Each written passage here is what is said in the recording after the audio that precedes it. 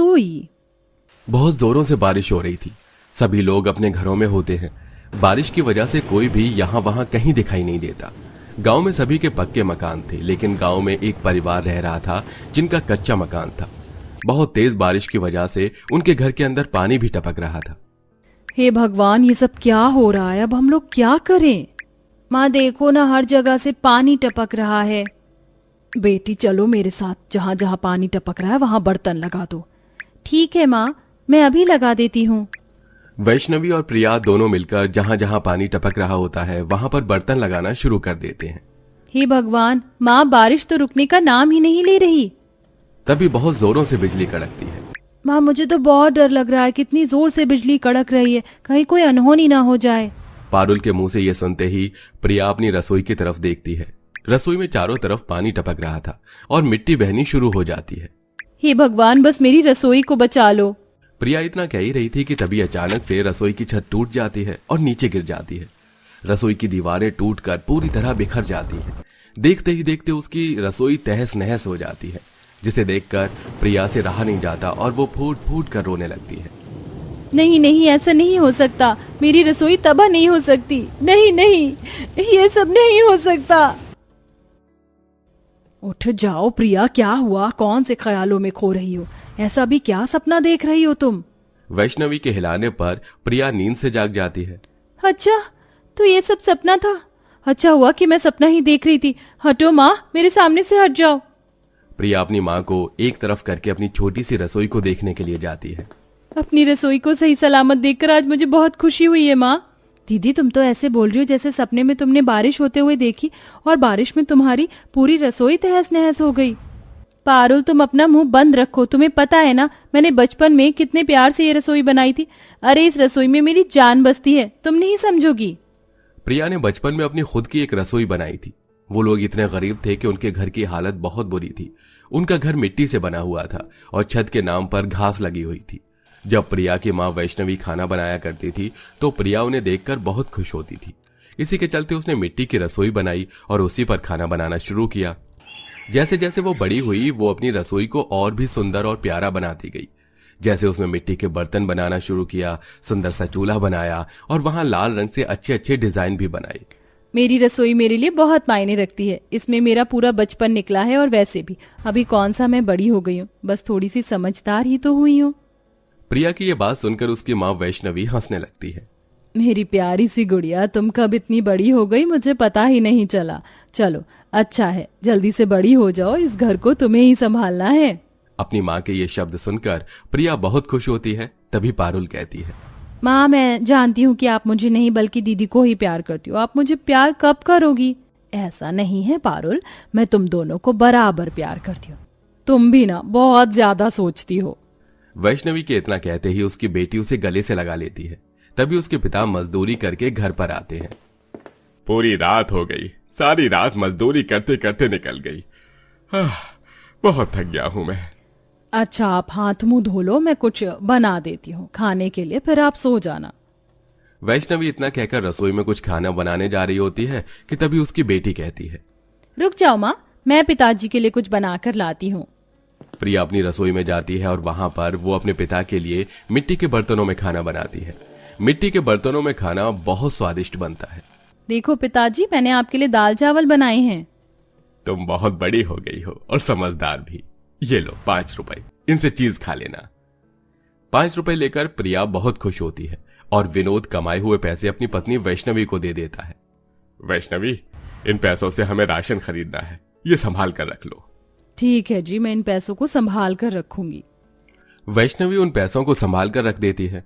इधर विनोद खाना खाकर सो जाता है। ऐसे ही सारा दिन बीत जाता है और शाम हो जाती है।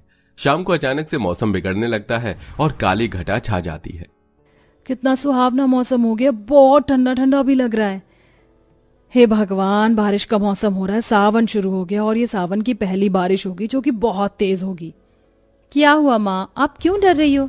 तुम तो जानती ही हो हम कितने गरीब हैं। पूरे गांव में सिर्फ एक हमारा ही मिट्टी का घर है और सभी के पक्के मकान हैं। अगर बारिश हो गई तो हमारा मकान पानी में बह जाएगा। तभी विनोद सुबह से शाम तक अपनी नींद पूरी करके घर के बाहर आता है। क्या हुआ वैष्णवी, परेशान नजर आ रही हो? देखो ना, बारिश शुरू होने वाली है। अगर बारिश शुरू हो गई तो हमारे मिट्टी के घर का क्या होगा? तुमने सही कहा, ये तो मैंने सोचा ही नहीं। जो पैसे मैंने तुम्हें रखने के लिए दिए थे, जाओ उन पैसों को लेकर आओ। वैष्णवी पैसे लाकर विनोद को दे देती है, जिसके बाद विनोद उन पैसों को लेकर एक दुकान पर जाता है और वहां से प्लास्टिक की तिरपाल खरीदता है। राशन के लिए मैं और मजदूरी करके पैसे कमा लूंगा, लेकिन अगर हमारा घर पानी में बह गया तो बहुत दिक्कत हो जाएगी। चलो वैष्णवी, मेरे साथ मदद करवाओ और इसे छत पर लगवा दो। हाँ जी, आपने बिल्कुल सही कहा, मैं आपकी मदद करती हूँ। अब दोनों पति पत्नी मिलकर पूरी छत को तिरपाल से ढक देते हैं, लेकिन बेचारी प्रिया की रसोई रह जाती है।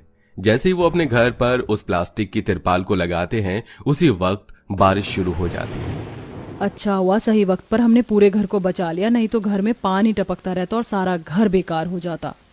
वैष्णवी, तुमने बिल्कुल सही कहा, लेकिन मैं ये सोच रहा हूँ कि इस बारिश के चलते तो मुझे मजदूरी पर बुलाएंगे भी नहीं, फिर हम लोग खाना क्या खाएंगे? फिलहाल तो राशन के चावल और अनाज रखा है, उसी से काम चला लेंगे। हाँ, ये भी ठीक रहेगा। बाहर बारिश होते हुए देख प्रिया की नजर उसकी रसोई पर ही जाती है और उसकी रसोई के अंदर पानी टपकना शुरू हो जाता है। हे भगवान, ये क्या, मेरी रसोई पर पानी आ रहा है। पिताजी, पिताजी देखो ना, मेरी रसोई मिट्टी से बनी हुई है, उसके बर्तन भी मिट्टी के बने हुए हैं, सब कुछ बर्बाद हो जाएगा। अरे बेटी, अभी ज्यादा बारिश नहीं हुई है, जहां पानी टपक रहा है वहां पर कोई बर्तन लगा दो। विनोद के कहने पर प्रिया जहां पर पानी टपक रहा होता है वहां पर बर्तन लगा देती है, लेकिन अगली दिन सुबह तक बारिश और भी ज्यादा तेज होना शुरू हो जाती है, जिसके चलते अब उसकी मिट्टी की रसोई धीरे धीरे बहने लगती है। हे भगवान, ये क्या, धीरे धीरे मेरी रसोई की मिट्टी बहने लगी है। भगवान जी, मैं आपसे प्रार्थना करती हूँ, मेरी रसोई को कुछ नहीं होना चाहिए।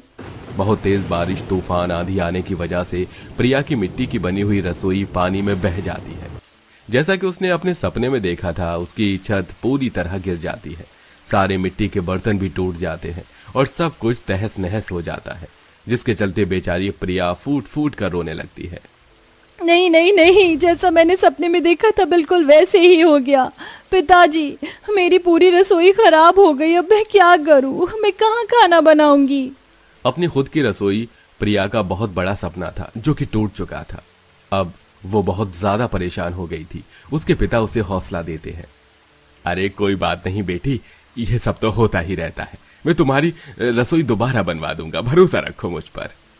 पिताजी, हम जैसे गरीबों के साथ ही ऐसा क्यों होता है? जिस रसोई में मैंने अपना पूरा बचपन गुजार दिया, आज वो तहस नहस हो गई।